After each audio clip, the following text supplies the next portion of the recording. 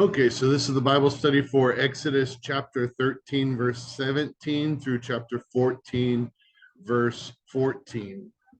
And the text says, when Pharaoh let the people go, God did not lead them on the road through the Philistine country, though that was shorter. For God said, if they face war, they might change their minds and return to Egypt. So God led the people around by the desert road toward the Red Sea. The Israelites went up out of Egypt ready for battle. Moses took the bones of Joseph with him because Joseph had made the Israelites swear an oath. He had said, God will surely come to your aid, and then you must carry my bones up from this place, up with you from this place. After leaving Succoth, they camped at Etham on the edge of the desert. By day, the Lord went ahead of them in a pillar of cloud to guide them on their way, and by night in a pillar of fire to give them light, so that they could travel by day or night. Neither the pillar of cloud by day nor the pillar of fire by night left its place in front of the people. Then the Lord said to Moses, tell the Israelites to turn back and encamp near Pi Hahiroth,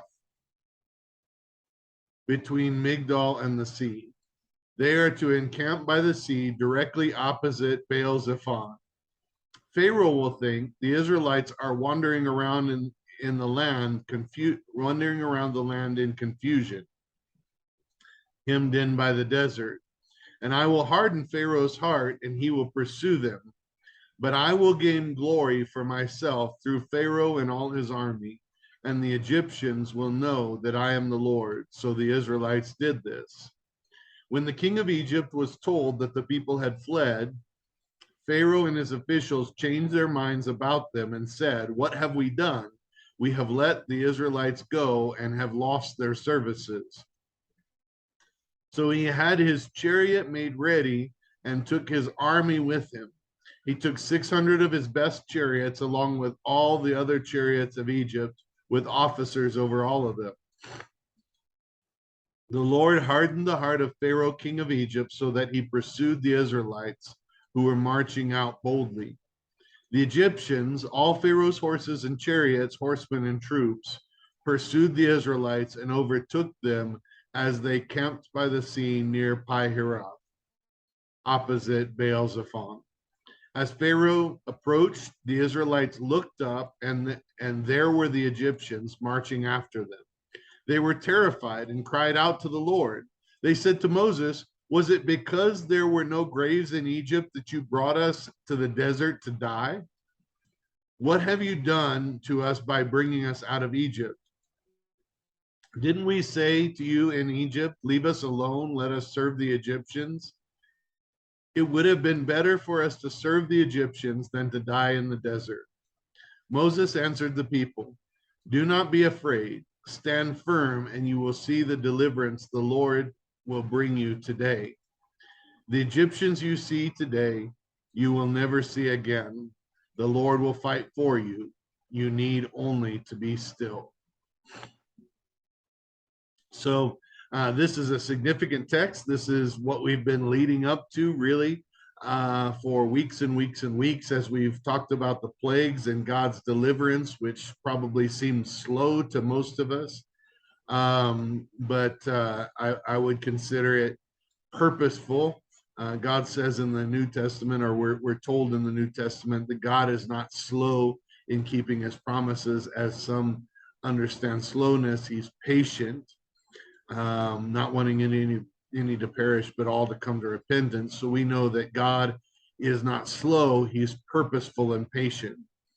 And so he is, if we think he's slow, we may not understand the fullness of his plan. He has a plan, and he is working on accomplishing it. And the things that he's doing now that we consider slow because they're not accomplishing the will, our will yet, are actually working towards his will. And probably our problem is we don't fully understand his will.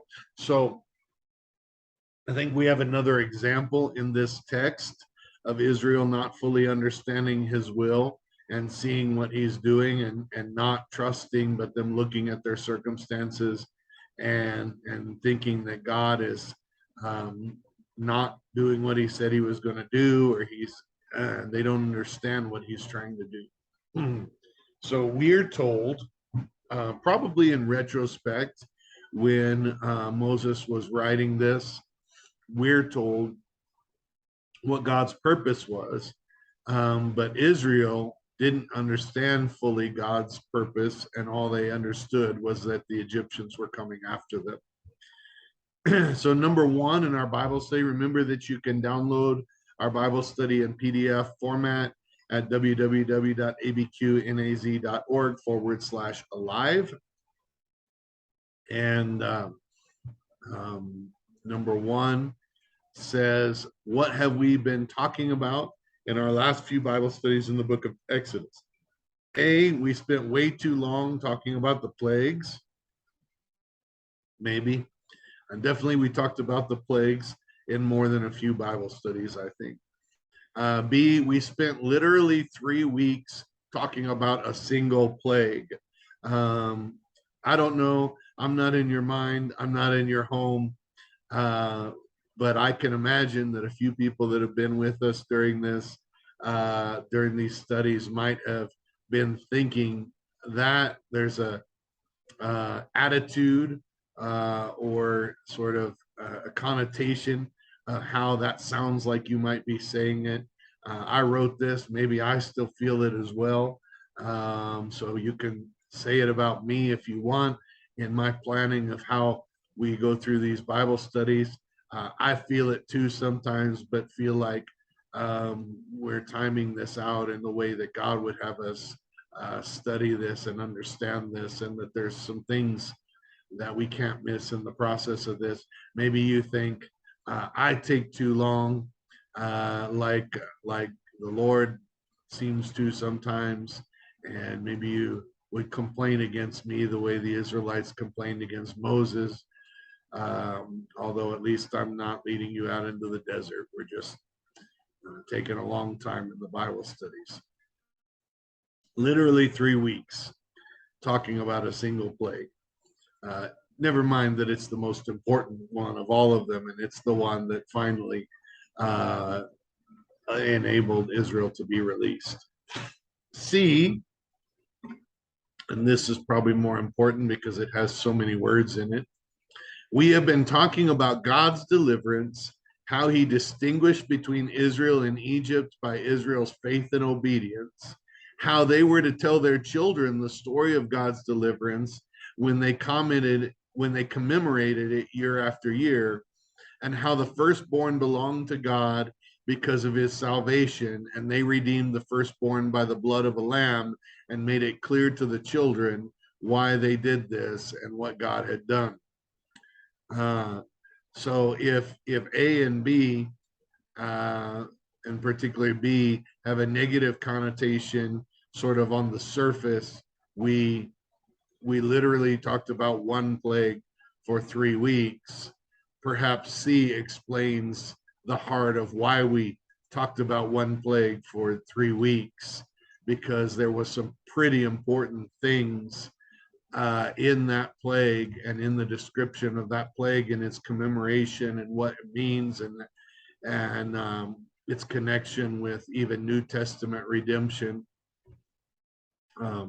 that we spent those 3 weeks talking about, and that's all in C there. So maybe C is a more helpful answer, a more purposeful answer. If your heart is still in B, maybe you need to dig into what C says to understand why we might have done that. And I can remember years ago, Pastor Bain did a series, and he started a series, and I forget what he called it. It was something like the 10 qualities of a Christian or something like that. It was so meaningful to me that I started trying to write down sort of a book or a booklet about it. And those 10 qualities, I think I was trying to call it, if we were Christians, we would, this is who we would be. And for the connotation of my title was a little bit perhaps offensive, because the thought is we claim to be Christians, but perhaps we're not, because if we were Christians, this is who we would be. And I'm not sure that we always are. But in Pastor Bain's series, he started with number one the first week. And then the second week on Sunday, he started to review number one and ended up preaching the whole week on number one. I don't even think he mentioned number two. The third week, he started back at number one and started preaching it. And I'm not sure, he maybe even said number two, but he didn't get to number three by any means. And about 6 weeks in, I don't think we were past number three, and it was supposed to be a 10-week series. And I remember some people were kind of mumbling, grumbling about how we've been preaching about the same thing for like 6 weeks, and haven't really moved on, as we were supposed to do one a week. And I don't know if Pastor Bain ever heard those grumblings, but I remember Pastor Marvin said that he was frustrated at one point, and then in prayer God told him, as soon as you get number one, we can move on. And it was one of those, hey, maybe if you understand why we had to stick here, maybe if you listen instead of grumbling about whether it makes sense that we stayed on number one for this many weeks, maybe if you start making sure that you've put number one into practice, then we can move on to number two.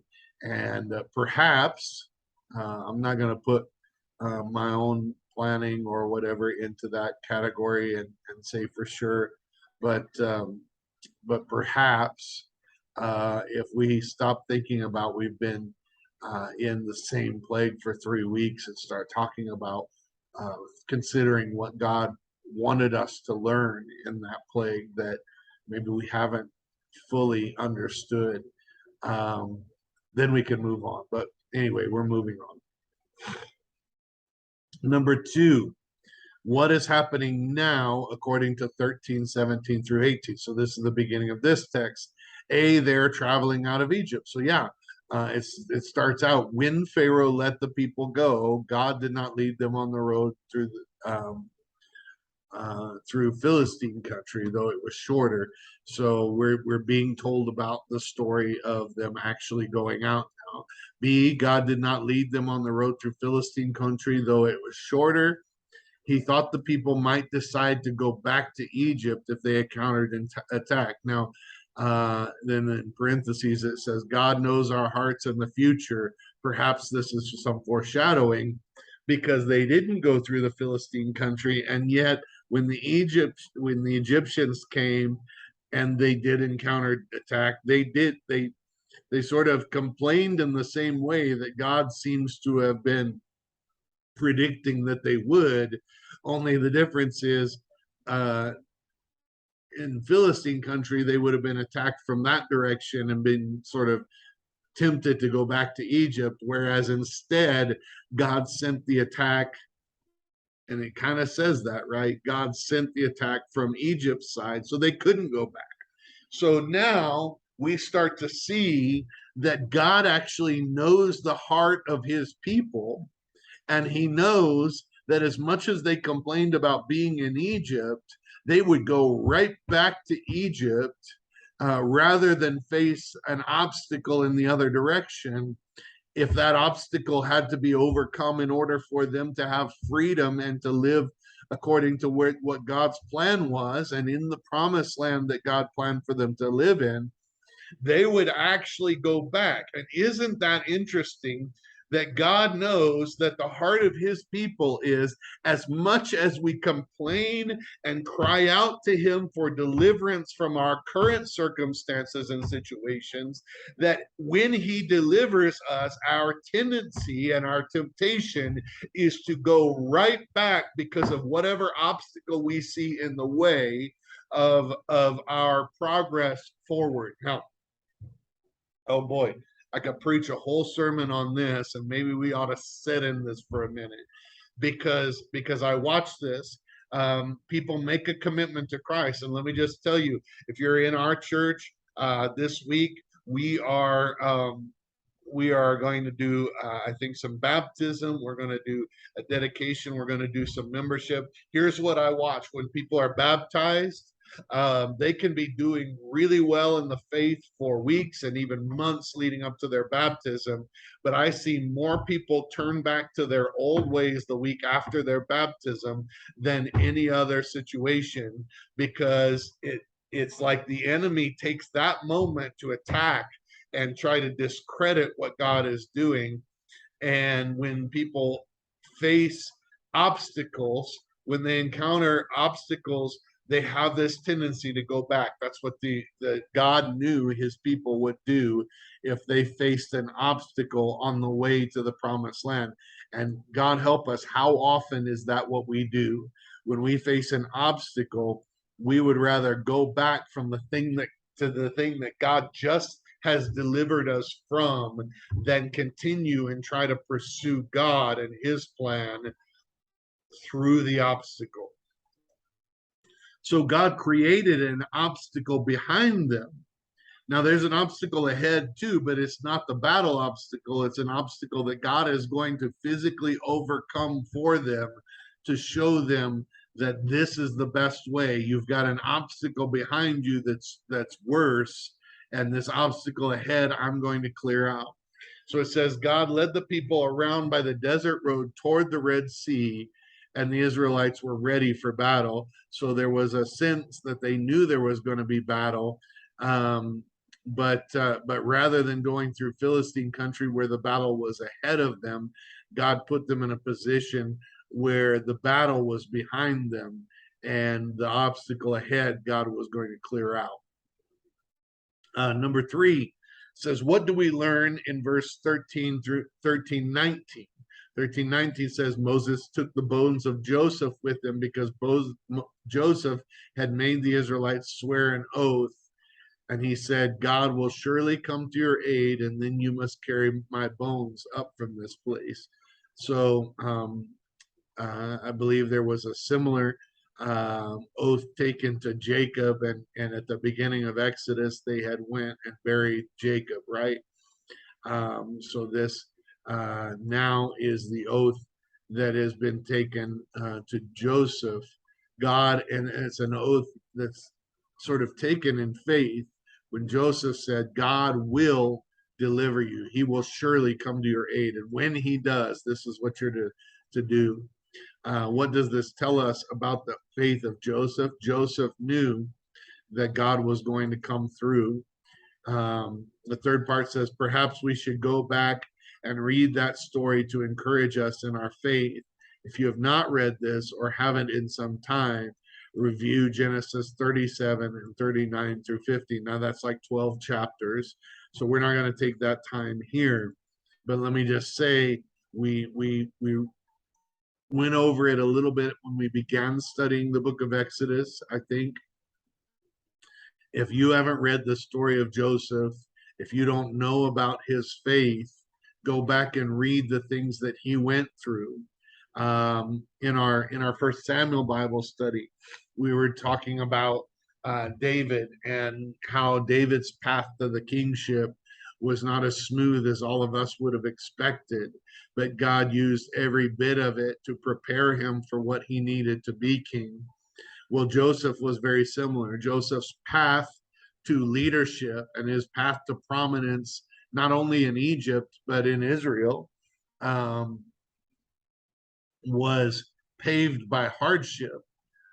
But in that hardship, his faith grew because he recognized God's faithfulness. And so he is predicting God's faithfulness to the children of Israel before his passing, such that he's saying, when God does this, I need you to promise. And isn't that something that a good leader perhaps does? Is now they have to hold on until God delivers, because they've made a promise to Joseph that they would do this thing when God delivers. So now this is the thing that I don't know how long it was or how many generations or who the leaders became, But somebody had to say, now, Joseph made us promise before he died that this was going to happen.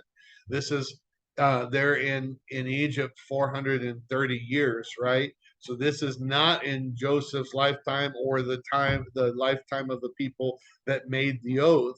This is multiple generations down the road that now this promise is being fulfilled. So somebody had to pass this down generation to generation and say, I know things are hard, but Joseph said God is going to deliver us, and he made us promise. So even that very promise reiterates the faithfulness of God from generation to generation, much like this festival that of the Passover that we just talked about the last couple of weeks, that God is instituting a way for God's faithfulness to be spoken and passed down from generation to generation.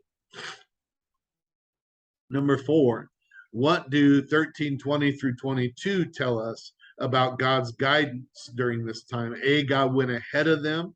B, God came in a physical representation, a pillar of cloud by day and a pillar of fire by night, in order to in order for them to know his will and where he was leading them. So literally, God was present. God was there, not just in a sort of spiritual form, the way he usually is, perhaps to us, or he usually would have been to them, but honestly, a way that some in a spiritual form is sometimes a way that we have trouble seeing, hearing, knowing. But God literally manifested himself in a physical form that they could see, so they could tell that he was leading them and they could know his will. Um, I still believe God does that sometimes. I don't believe that's his common form today, but we do have the written story of God manifesting himself in physical form in Jesus Christ. Um, and so we have that constantly available to us and before us. Um, but we read about a lot in the Old Testament, particularly in smoke or cloud, um, that God manifest his presence when the tent of meeting was dedicated, when the temple was dedicated. We read God's presence showing up in a cloud, um, and in a way that people could see and experience and know. And that's the way he was here in this, as he led them along in a pillar of cloud and a pillar of fire. And then see, God never left his spot in front of them, ready to lead his people. And that is a constant presence that would be honestly really helpful for us to see and to know. And yet, just in case you say, yeah, why doesn't he do that for me? If he did that for me, then I would know he was there and I'd be more faithful and I'd follow through and I'd know where he wanted me to go. But evidence uh, is not on your side, if that's what you're saying, because honestly, in Egypt, or leaving Egypt, that's what he did for the Israelites, and yet we're about to hear that they blamed Moses. This physical representation of God did not say to them, yes, God is with us. Yes, God is leading us. But rather, the Egyptians became more real to them than that presence of God was when they looked up and saw the Egyptians. And perhaps we could say that their response when they looked up and saw the Egyptians was much like Peter when he took his eyes off Jesus when he was walking on the water and he looked at the storm instead. Um, but all of a sudden they lost faith. So number 4 says, or I'm sorry, number 5 says, what do we learn in 14:1 through 4? A, oh no, not this again. B, God hardened Pharaoh's heart again, and he came to pursue them. So that's the oh no, not this again thing. C, God was leading them in a strange way, a way that made it look like they were wandering around in confusion. Now, let me just say that if you take God out of the equation, which is what they did, um, and you consider Moses the leader, then Moses looks foolish because he is leading them around in a way. Now, remember, he's not leading them, they're following this pillar of cloud or pillar of smoke. But maybe at some point they said, well, Moses told us to follow the cloud. Moses told us that was God. I don't think that's God. I think that's just running around in circles like the wind's blowing it. Maybe that's not God at all. And they begin complaining against Moses. What'd you do? There wasn't enough graves in Egypt to bury us all, so you had to bring us out here. And so when God led in a strange way, which we know from reading the story was for a purpose, was because God knew what they would do if he led them the way that made sense. God knew how their hearts would turn if they encountered an obstacle. So instead, he led them into a place where they would not be able to go back. But what did they do? They start complaining against Moses, the leader, and say, you did this to us. You led us in this crazy way so that we could be killed, didn't you? You did this. And we watch this happen time and time again in scripture, and time again in practice in our lives, where it's very easy, if we don't understand the direction we're being led, and we don't start necessarily yelling at God. Sometimes perhaps we do, but sometimes we say, nope, the problem is our leader is not following God. Because if he was, God would never have led us this way, and yet God did. So then we find D, God still promised deliverance, and then it would be even more clear that God is in charge. So God sort of finishes this passage through Moses by telling them, no, have peace, watch, stand firm, stay strong, watch. When this is all over, it'll be even more clear that God was in all of this and that God was doing. Now, unfortunately, that doesn't mean the next time you're going to immediately think, oh, yes, this is God and this is all right, because they complain against Moses a lot in the coming chapters. Number 6, what happened according to 14:5 through 12 when Pharaoh approached the Israelites? A, the Israelites were terrified and cried out to the Lord. B, the Israelites complained against Moses, blaming him for their impending death. Yes, absolutely. C, the Israelites clearly had not yet learned themselves that God is faithful even when the circumstances don't look good. And have we learned yet? I think, well, I can't speak for everybody. I think in my life, there is a definite tendency and temptation to look at the circumstances, wonder what God is doing, wonder if God is in it at all, or if our leaders are leading us into ruin and mess, and to question because I don't see what God is doing. And I think all of us have this tendency. Maybe God knows all of us better than we know ourselves. In fact, I know that He does, and He's doing something because He knows what would happen if He made it easier for us. He knows what would happen if we encountered this obstacle in a way that He didn't already have sort of a plan through it other than us fighting that obstacle. So he had to put obstacles behind them, and he had to do this. Why did he do this? The text tells us that he did this for our good. The text tells us that he did this because of what we would have done if he did it the other way. So when we complain against God or complain against our leader who led us in the way God was leading, perhaps we should consider what would have happened or what we would have done if it had gone a different way. If sometimes it feels like we're led into a position where there's no way out. There's been many times in ministry.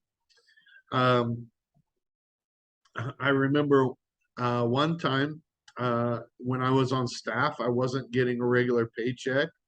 But my pastor told me, I don't want you to go get another job. I think God has you in this ministry. And I was so frustrated and angry. And I said, um, if pastor doesn't want me to get another job, he ought to make sure the church can pay me. So I had this situation where I didn't feel like God had released me from our ministry, or I would go get another pastoral job somewhere else. I didn't feel like um, I didn't feel like my pastor wanted me to get. Now I blamed my pastor, even though I know today it was God, right? I didn't. My pastor didn't want me to get a secular job to be able to support myself, but my pastor wasn't letting, ensuring that I got paid. So I was in a no-win situation. I was stuck on all sides and didn't feel like. And I think now, if I wasn't stuck on all sides, what would have my tendency have been? What would I have done? And is it possible that it's God who led me into a position that I was stuck on all sides, um, because He knew what I would have done if I wasn't? Um, and I was mad, a little mad at God, even more mad at my pastor, to be honest with you. Um, but when I look at it today, I know myself better today. It's easier to look at it in the past than it is to look at it now. But I know what I would have done if I wasn't stuck on all sides. And God didn't put me in a position where He provided the way through in the way that it didn't look like I had a way out, but He provided a way through. Number 7, how did Moses respond in 14:13 through 14? Moses seems to be deal with this better than I do. When people are upset with me, probably in the same way that I was upset with my pastor. I don't think I deal with this all that well. It really bothers me, but Moses seemed to be calm. And Moses, A, told the Israelites not to be afraid. B, Moses boldly told Israel to stand firm, and you will see the deliverance the Lord will bring to you today. That took confidence, that he knew what God was going to bring to them. C, Moses told the people, the Egyptians you see today, you will never see again, which I don't know that they knew what that meant. If we keep reading in next week's Bible study, we'll find out exactly what that meant. Um, but literally, those Egyptians would be no more. The ones you see today, you won't see again because they are no more. And there's no Egyptians to pursue you anymore.